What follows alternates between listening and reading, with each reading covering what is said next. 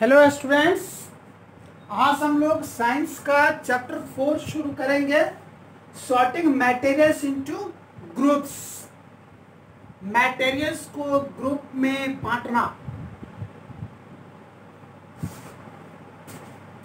There is a large variety in all kinds of objects around us. हमारे चारों तरफ जितने भी तरह के ऑब्जेक्ट्स हैं उनमें बहुत सारी वैरायटीज हैं। हमारे चारों तरफ जितने भी तरह के ऑब्जेक्ट्स हैं, जितनी भी तरह की चीजें हैं, उन सभी में बहुत सारी वैरायटीज हैं, बहुत सारी वैरायटीज हैं। अब है what is classification. The process of grouping और sorting out the objects is called classification. हमारे चारों तरफ जो ऑब्जेक्ट्स हैं उन सभी ऑब्जेक्ट्स को ग्रुप में बांटना, उनकी ग्रुपिंग करना, यानी कि उनका ग्रुप बना, उनको ग्रुप में बांटना, उनको सॉर्ट आउट करना, वो जो प्रोसेस है ग्रुप बनाने का, ग्रुपिंग करने का, सॉर्टिंग करने का, उसी प्रोसेस को हम कहते हैं क्लासिफिकेशन। यानी कि हमारे चारों तरफ जितने भी तरह की वस्तुएं हैं उनमें बहुत सारी वैरायटीज हैं। उन सभी वस्तुओं को अलग अलग ग्रुप में बांटना, सॉर्ट आउट करना, जो प्रोसेस है उसी प्रोसेस को हम लोग कहते हैं क्लासिफिकेशन। Why classification? क्लासिफिकेशन क्यों? यानी कि हमारे चारों तरफ जो सभी तरह के वस्तुओं की बहुत सारी जो वैरायटीज हैं उनको ग्रुप में बांटने की या उनकी सॉर्टिंग करने की हमको जरूरत क्यों है? क्लासिफिकेशन करने की, उनकी क्लासिफाई करने की जरूरत क्यों है? आंसर है to study about various types of things around us. हमारे चारों तरफ जो तरह तरह की जो चीजें हैं उनके बारे में डिटेल स्टडी करने के लिए हमको उन्हें ग्रुप में बांटना ज़रूरी है। अगर हम उनको ग्रुप में नहीं बांटेंगे, उनको सॉर्ट आउट नहीं करेंगे, उनको क्लासीफाई नहीं करेंगे, उनके क्लासेस नहीं बनाएंगे, उनके ग्रुप्स नहीं बनाएंगे, तो हम उन सब के बारे में अच्छी तरह से डिटेल स्टडी नहीं कर सकते, गहन अध्ययन हम नहीं कर सकते, उनके बारे में हम विस्तृत जानकारी हासिल नहीं कर सकते। अगर हम चाहते हैं कि हमारे चारों तरफ जितनी भी तरह की वस्तुएं हैं उनमें इतनी सारी वैरायटीज हैं, उन सभी वस्तुओं की सभी वैरायटीज के बारे में हम गहन अध्ययन करें, उनके बारे में डिटेल स्टडी करें, उनके बारे में ढेर सारी जानकारियां हम इकट्ठा करें, तो हमें उनको बांटना ही पड़ेगा, उनको ग्रुप्स में सॉर्ट आउट करना पड़ेगा, उनको क्लासेस में बांटना पड़ेगा, यानी कि उनकी ग्रुपिंग करनी पड़ेगी, उनकी सॉर्टिंग करनी पड़ेगी, उनका क्लासिफिकेशन करना पड़ेगा। नहीं करेंगे तो हम उसको स्टडी नहीं कर पाएंगे। अब हम आपको एक एग्जांपल से समझाने की कोशिश करते हैं। मान लीजिए एक दुकानदार है, वो कॉस्मेटिक्स बेचता है। एक दुकानदार है, वो कॉस्मेटिक्स बेचता है। उस दुकानदार ने क्या किया कि ढेर सारे वैरायटीज की ढेर सारे साबुन मंगा लिए, ढेर सारे वैरायटीज के ढेर सारे सर्फ मंगा लिए, ढेर सारे वैरायटीज के ढेर सारे उसने ऑयल मंगा लिए, तेल मंगा लिए, ढेर सारे वैरायटीज के ढेर सारे उसने फेस वॉश मंगा लिए, क्रीम मंगा लिए, पाउडर मंगा लिए, स्प्रेस मंगा लिए, और भी तरह की जो कॉस्मेटिक्स होती हैं, लिपस्टिक है, पाउडर है, क्रीम है, सेंट है, या और भी बहुत सारी चीजें हैं, वो सब उसने मंगा लिए, ट्रक भर भर के मंगा लिए और गोदाम में ठूस दिए और दुकान खोल के बैठ गया। एक ग्राहक आता है, कहता है भैया डिटॉल साबुन देना। वो कहते अरे हम तो 20 कार्टून मंगाए थे, अभी देते हैं। अब वो ढूंढ रहा है चारों तरफ, पूरे गोदाम छान मारता है, उसको डिटॉल नहीं मिलता है। अभी डिटॉल वाले की समस्या हल नहीं किया तब तक दूसरा ग्राहक आता है, वो कहता है भैया रिन सर्फ देना। अब कहता है कि रिन तो मैं तो पूरा 1 ट्रक मंगवाया था, अब रिन खोस रहा है रिन सर्फ। तब तक ये दोनों की समस्या नहीं, तब तक तीसरा आ गया। कोई कह रहा है हमको नवरत्न तेल चाहिए, कोई कह रहा हमको पॉन्ड्स चाहिए, कोई कह रहा हमको पीएस चाहिए, कोई कह रहा हमको फेस वॉश चाहिए, कोई कह रहा हमको शैम्पू चाहिए, कोई कह रहा ये चाहिए वो चाहिए। ग्राहकों की लाइन लग गई और एक भी ग्राहक की समस्या को हल नहीं कर पाया। जब एक ग्राहक के लिए एक सामान दिखा निकाल के दिया तब तक 20 ग्राहकों की लाइन लग गई। वो परेशान।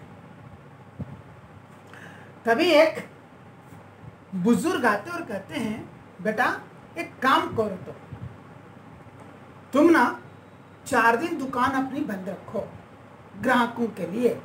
तुम तो आओ, दुकान खोलो, शटर बंद करके अंदर कुछ काम करो और ग्राहकों को डील मत करो। 5वें दिन से दुकान चलाना, तुमको कोई परेशानी नहीं की, कोई टेंशन नहीं होती। और फिर बुजुर्ग आदमी बताते हैं, अनुभवी आदमी, उनको दुकान चलाने का बहुत ज्यादा अनुभव, उन्होंने बताया कि काम करो, ये जो रैक्स तो तुम्हारे हैं इनको साफ करो, सारे सामान अलग करो, अब चीजों को प्रॉपर्ली पहले अरेंज करो। यानी कि इधर तुम क्या करो, इधर वाली जो तुम्हारी पूरी अलमारी है उस अलमारी में केवल नहाने वाला सामान रखो। उसके बगल में जो दूसरी अलमारी है इसमें केवल तुम कपड़े धोने वाले सामान रखो। इधर जो तीसरी अलमारी है इसमें तुम कपड़े धोने वाले सर्फ रखो। इधर जो चौथी अलमारी है इसमें तुम सारे तरह के फेस वॉश रखो। ये 5वीं अलमारी में तुम सभी तरह के क्रीम रखो। इसी तरह हर अलमारी के उन्होंने बताया कि किसमें पाउडर रखो, किसमें सेंट रखो, किसमें क्या रखो। फिर उस अनुभवी व्यक्ति ने उनको बताया कि ये जो अलमारी में तुम साबुन रखने जा रहे थे पहली अलमारी में, क्या करो कि एक खंड में तुम सारे के सारे डिटॉल रखो, डिटॉल साबुन। दूसरे खंड में तुम पियर्स रख दो, तीसरे खंड में डब रख दो, 14 खंड में तुम लाइफ बॉय रख दो, 5वें खंड में तुम हमाम रख दो, 6ठे खंड में तुम रेक्सोना रख दो। इसी तरह से हर खंड में अलग अलग तरह के साबुन रख दो। उसी तरह से तुम कपड़े धोने वाले साबुन, फिर सर्फ, फिर शैम्पू, फिर फेस वॉश, फिर क्रीम और अदर कॉस्मेटिक्स को इसी तरह से पहले तो उन्होंने अलमारियां बांट ली आइटम के हिसाब से। साबुन है, ये नहाने वाला साबुन है, कपड़े धोने वाला साबुन, ये सर्फ है, ऐसा है। फिर उसमें बनाने वाले साबुन में तुमने खंड बांट दिए। इस ब्रांड का जो साबुन है इस खंड में रहेगा, उस ब्रांड का साबुन उस खंड में। इस तरह से तुम उसको बांट लो। 3-4 दिन लगेंगे, ये सारे सामान जब अरेंज कर लो और 5वें दिन से तुम दुकान चलो। वो दुकानदार ऐसे ही करता है। जब 5वें दिन से ग्राहक आते हैं वो कहता है कि हाँ भाई साहब क्या चाहिए, पियर्स चाहिए। अच्छा अच्छा कैसे हाल चाल है, कहाँ गए थे। वो बात भी कर रहा था, हाथ बढ़ा करके पियर्स निकाल करके दे दिया। वो अलमारी की तरफ देखा भी नहीं, हाथ बढ़ाया और एक पियर्स निकाला और एक दे दिया, ये ली से। दूसरा ग्राहक कहता है कि भैया हमको जरा टाइड देना। अच्छा जब टाइड देते हैं, ये झुका यूं निकाला और ये टाइड लिया। इधर वाले अलमारी में नीचे वाले खंड में तो टाइट। यानी कि अब उनको जब वो ग्रुपिंग कर लिया, देखिए जितने सारे चीजों को बेच रहा था उन सभी चीजों को उसने क्या किया, ग्रुपिंग की, को सॉर्ट आउट किया। जिस अनुभवी बुजुर्ग व्यक्ति था उनके अनुसार सॉर्टिंग आउट किया, ग्रुपिंग किया, क्लासिफिकेशन को क्लासिफाई करके वेल अरेंज किया। अब उसके लिए दुकान चलाना आसान हो गया, ग्राहकों के लिए भी आसान हो गया। ग्राहकों को भी दूर से दिख रही है सारी आइटम्स कि कहाँ पर कैसे क्या रखे। एक सरसरी निगाह में उनको सब कुछ समझ में आ रही है ग्राहकों को किस दुकान में कौन कौन सा आइटम और कहाँ कहाँ रखे हुए हैं। और दुकान चलाने वाले व्यक्ति को भी मालूम है। और बार बार उसी वे में जब वो अरेंज करता है, कुछ दिन या कुछ महीने दुकान चलाने के बाद उसी वे में जब वो अरेंज करता है तो उसको रटा जाता है कि किस अलमारी के किस खंड में कहाँ है और उस अलमारी का वो खंड का लोकेशन कहाँ है। वो अंधेरे में भी डार्क में भी अंदाजे से भी हाथ बढ़ा करके वो सही आइटम निकाल करके ग्राहक को दे देता है। यही लेकिन पहले दिन जब वेल अरेंज नहीं किया था तो उसको दिक्कतें आ रही थी। ठीक यही कहानी, यही प्रॉब्लम हमको स्टडी करने में भी होती है, पढ़ाई करने में भी, उस चीजों के बारे में अध्ययन करने में भी होती है जब वो चीजें क्लासिफाई नहीं होती है। हम चीज़ों को सही ढंग से अंडरस्टैंड नहीं कर पाते, चीज़ों को सही ढंग से रिप्रेजेंट नहीं कर पाते, चीज़ों के बीच में सही ढंग से डिफ्रेंशिएट नहीं कर पाते, उनके बीच में अंतर नहीं पैदा कर पाते, उनके बीच में हम सिमिलैरिटीज समानता भी हम नहीं कर पाते हैं, और जब इतना कुछ नहीं कर पाते फिर हम उनके यूजेस के बारे में भी डिसाइड नहीं कर पाते हैं कि कौन सी किस चीज़ किस यूज में आएगी और कौन सी चीज़ किस यूज में नहीं आएगी। ये सारी दिक्कतें होती हैं। सेलिंग में प्रॉब्लम, परचेजिंग में प्रॉब्लम, स्टडी करने में प्रॉब्लम, और फिर इन्हीं चीज़ों से मिल करके हम आगे के अपने यूज की ढेर सारी चीज़ें मैन्युफैक्चर करते हैं, प्रोड्यूस करते हैं, तो फिर मैन्युफैक्चरिंग प्रोड्यूसिंग में प्रॉब्लम, क्योंकि हमने उसके बारे में डिटेल स्टडी तो किया नहीं। इसीलिए अपने चारों तरफ जितने भी ऑब्जेक्ट्स हैं उन सभी ऑब्जेक्ट की सभी वैरायटीज की डिटेल स्टडी कम से कम समय में कम से कम एफर्ट में अगर करना है तो उनको ग्रुपिंग, उनको सॉर्टिंग, उनको क्लासिफाई करना पड़ेगा, क्लासिफिकेशन करना पड़ेगा। इसीलिए लोग क्लासिफाई करते हैं तो why classification to study about various types of things around us. Next है वेज ऑफ क्लासिफिकेशन। क्लासिफिकेशन करने के लिए कौन कौन से तरीके, क्लासिफिकेशन करने के लिए बहुत सारे तरीके हैं। जैसे कि एक तरीका होगा on the basis of similarities and dissimilarities, चीज़ों को हम क्लासिफाई कर सकते हैं उनकी सिमिलैरिटीज और डिसिमिलैरिटीज के आधार पर, यानी कि इनमें क्या क्या सिमिलैरिटीज, क्या क्या समानता है, कौन कौन से गुण एक जैसे हैं। एक जैसे गुण रखने वाले चीज़ों को अलग अलग तरह के गुण रखने वाली चीज़ों को अलग अलग, यानी कि सिमिलैरिटीज और डिसिमिलैरिटीज के आधार पर हमको क्लासिफाई कर सकते हैं, ग्रुपिंग कर सकते हैं, सॉर्टिंग कर सकते हैं। नेक्स्ट है on the basis of living and non living, यानी कि जो लिविंग थिंग्स हैं उनको अलग ग्रुप में, नॉन लिविंग थिंग्स को अलग ग्रुप में, इससे सभी हम क्लासिफाई कर सकते हैं। On the basis of occurrence, वो कैसे पाए जाते हैं, नेचर में एग्जिस्ट करते हैं, क्या ह्यूमन बीइंग ने बनाया है। नेचुरल अकरिंग सब्सटेंसेस को हम एक ग्रुप में रख सकते हैं, मैन मेड को हम एक ग्रुप में रख सकते हैं। इसी तरह से और भी सारी वैरायटीज हो सकती हैं।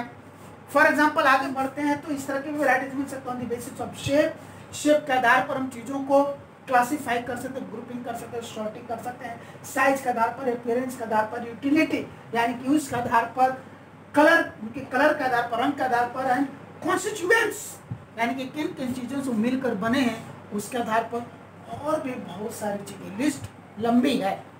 तो डिफरेंस बेसिस पर, विभिन्न आधारों पर हम चीज़ों को ग्रुप कर सकते हैं, ग्रुपिंग कर सकते हैं, सॉर्टिंग कर सकते हैं, क्लासिफिकेशन कर सकते हैं। यह बात निर्भर करता है कि हम किस पर्पस से ग्रुपिंग करना चाहते हैं, और जिस पर्पस से हम ग्रुपिंग करना चाहते हैं उस पर्पस के लिए परफेक्ट बेसिस क्या होगी, उसी बेसिस पर हम चीज़ों को ग्रुपिंग करते हैं या सॉर्टिंग करते हैं, उनका क्लासिफिकेशन करते हैं। अगर आपको बात नहीं समझ में तो यहाँ भी हम एक एग्जांपल लेते हैं। जैसे कि हमारा मकसद है बिजली का तार बनाना, हमारा मकसद है बिजली का तार बनाना, और बिजली के तार बनाने के लिए हमको मटेरियल्स की ग्रुपिंग करनी है, उनको सॉर्ट आउट करना है। अब यहाँ पर हमारा मकसद हो गया तार बनाना। अब तार बनाने के लिए एक ऐसा चीज चाहिए जिसको हम खींच करके, ड्रॉ करके पतला से पतला और लंबा से लंबा तार बना सकते हैं। एक ऐसा चीज चाहिए जो इलेक्ट्रिसिटी को कंडक्ट करता हो आसानी से, यानी कि उसके जरिए होकर के इलेक्ट्रिक करंट आसानी से फ्लो कर जाता हो, एक जगह से दूसरी जगह चले जाता हो, है ना। और तीसरी जो चीज है कि जब उतना पतला और लंबा तार बना है तो उसकी ड्यूरेबिलिटी और स्ट्रेंथ भी होनी चाहिए, यानी कि टिकाऊ भी होना चाहिए, जल्दी टूटना भी नहीं चाहिए। जाहिर सी बात, इलेक्ट्रिसिटी जहाँ से फ्लो करती है वहाँ पर हीटिंग भी होती है, यानी कि हीट होने के बाद, गर्म होने के बाद वो जल्दी मेल्ट नहीं हो, डिस्ट्रॉय नहीं हो।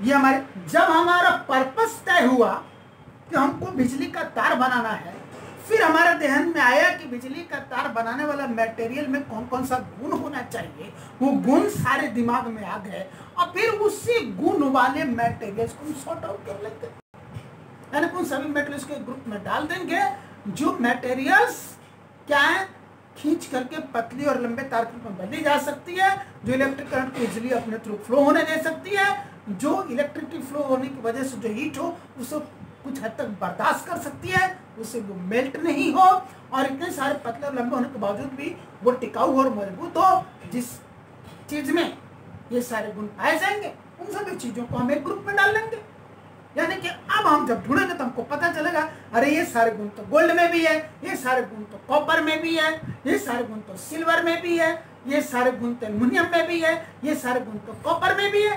यानी कि गोल्ड, सिल्वर, कॉपर, एल्युमिनियम, 4 चीजों में ये सारे गुण चाहिए। इन 4 चीजों को एक ग्रुप में डालो और कहो कि ये गुड कंडक्टर्स ऑफ इलेक्ट्रिसिटी है, इनसे वायर बनाए जा सकते हैं, और बाकी चीजों को अलग दूसरे ग्रुप में छाड़ देंगे। यानी कि हम किस बेसिस पर ग्रुपिंग करेंगे यह निर्भर करता है कि ग्रुपिंग करने का हमारा पर्पस क्या है, मकसद क्या है ना। अदरवाइज ग्रुपिंग करने के बेसिस तो बहुत सारे हैं, जैसे यहाँ पर उदाहरण के लिए हमने इतने सारे लिखे थे। अब है material. What is material? A substance और a thing which is used in making different objects is called material. उस चीज को, उस सब्सटेंस को, उस चीज को हम लोग मटेरियल कहते हैं, जिसका इस्तेमाल डिफरेंट तरह के ऑब्जेक्ट्स को बनाने में, तैयार करने में किया जाता है। यानी कि अगर लकड़ी का इस्तेमाल हमने अलमारी बनाने के लिए किया है तो लकड़ी क्या है? एक मटेरियल है अलमारी के लिए। अलमारी बनाने के लिए हमने कील यानी कि नेल, कांटे का इस्तेमाल किया है तो वह भी एक मटेरियल है। ये व्हाइट बोर्ड जिसमें मैं पढ़ा रहा हूं आपको, इस व्हाइट बोर्ड को बनाने के लिए ये एल्युमिनियम की पत्ती इस्तेमाल हुई है, यानी कि इस व्हाइट बोर्ड के लिए एक मटेरियल है। ये व्हाइट कलर का सनमाइका यूज हुआ है, यानी कि ये सनमाइका भी एक मटेरियल है। इसके नीचे अंदर क्या है? प्लाईबोर्ड है। तो वो जो प्लाईबोर्ड है वह भी इस व्हाइट बोर्ड के लिए एक मटेरियल है।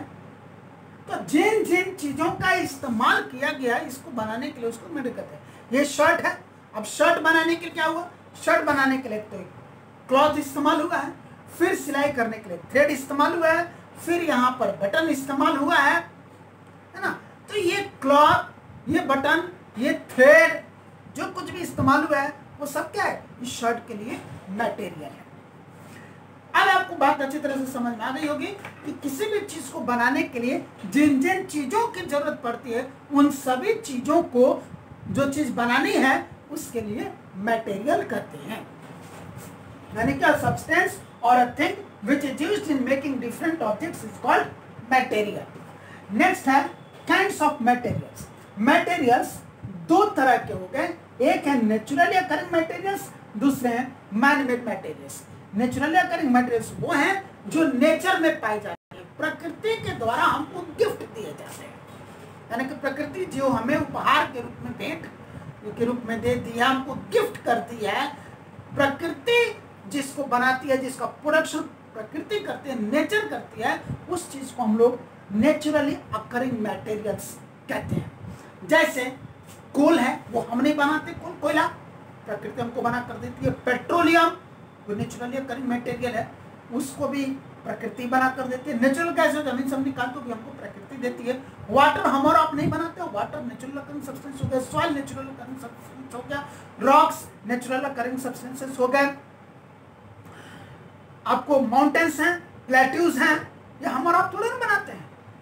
फॉरेस्ट हैं, प्लांट्स हैं, ट्रीज हैं, तरह तरह के एनिमल्स हैं, इंसेक्ट्स हैं, माइक्रोब्स हैं, ये सब कौन बनाते हैं? प्रकृति। एयर किसने बनाया? उसको नेचर ने। तो जो कोई भी जो चीज है जिसको हमने और आपने नहीं बनाया, इंसान ने नहीं बनाया, प्रकृति ने, नेचर ने उसको बनाया, उसका निर्माण नेचर ने किया, प्रकृति ने किया है।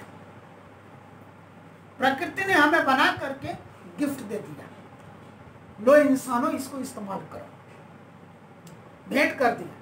बिना हैप्पी बर्थडे का हैप्पी बर्थडे मना दिया और कहा कि हैप्पी बर्थडे टू यू, ये सारी चीजें लो और इस्तेमाल करो। इतने सारे वैरायटीज के प्लांट्स एंड ट्रीज, इतने सारे वैरायटीज के soil, rocks, plateaus, mountains, rivers, lakes, seas, oceans, coal, petroleum, इतने तरह के मिनरल्स जमीन के नीचे से खुदाई करके निकालते हैं। Gold, silver, copper, aluminium, petroleum, natural gases, etcetera etcetera. Air दे दिया, and water is life, water दे दिया, और भी बहुत कुछ दे दिया। ये सब क्या है? नेचुरली अकरिंग मटेरियल्स या सब्सटेंसेस हैं।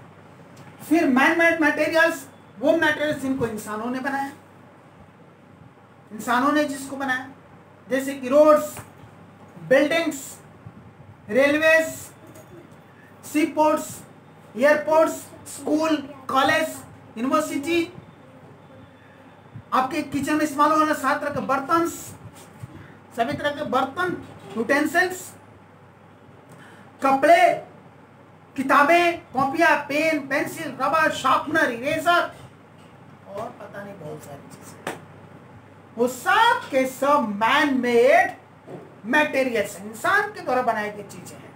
अब आप खुद ही नजर दौड़ाइए अपने चारों तरफ और देखिए किस किस चीज को इंसान ने बनाया है और कौन कौन सी चीजें नेचर के द्वारा बनाकर हमको गिफ्ट की गई है। जाहिर सी बात है, इंसान जिन चीजों को बनाता है उसको बनाने के लिए रॉ मटेरियल के रूप में, कच्चे माल के रूप में नेचुरल अकरिंग मटेरियल्स का ही इस्तेमाल करता है। नेचर के दी हुई चीजों का ही इस्तेमाल करके मैन मेड चीजें मैन के द्वारा बनाई जाती हैं। तो ये काइंड्स ऑफ मटेरियल्स दो हो गए, natural occurring materials and man made materials. अब है प्रॉपर्टीज ऑफ मटेरियल्स। मटेरियल्स की प्रॉपर्टीज यानी कि गुण कौन कौन से होते हैं? अपीयरेंस, हार्डनेस, अपीयरेंस देखने में कैसी होती है, हार्डनेस कठोर या मुलायम है, सॉल्युबिलिटी पानी में या किसी और लिक्विड में उसकी घुलने की क्षमता सॉल्युबिलिटी है, फ्लूइडिटी बहने की क्षमता, फ्लोटिंग तैरना, सिंकिंग डूब जाना, ट्रांसपेरेंसी आर पर दिखाई देना या फिर अपने थ्रू लाइट को पास होने देना, रफनेस रुखड़ापन, कंडक्शन ऑफ हीट उसमें से हीट उष्मा गर्मी किस तरह से फ्लो करती है या नहीं करती है, कंडक्शन ऑफ इलेक्ट्रिसिटी उसमें से हो करके इलेक्ट्रिसिटी किस तरह से फ्लो करती है या फिर नहीं करती है, अट्रैक्शन टुवर्ड्स मैग्नेट्स चुंबक की तरफ जाकर के खींचना है ना, या चुंबक को अपनी तरफ आकर्षित करना, अट्रैक्ट करना, ये गुण, कंबस्टिबिलिटी जलने का गुण, ये सारी प्रॉपर्टीज होती हैं मटेरियल्स में। तो जब हम लोग अगले क्लास में मिलेंगे तो मटेरियल की इन सभी प्रॉपर्टीज के बारे में अब 1 बाय 1 डिटेल स्टडी करेंगे, यानी कि इन सब के बारे में गहराई तक एग्जाम्पल के साथ हम लोग पढ़ेंगे, समझेंगे और उसके बारे में जानेंगे। तब तक इतना कुछ आप सीख करके रेडी रहिए। Thank you.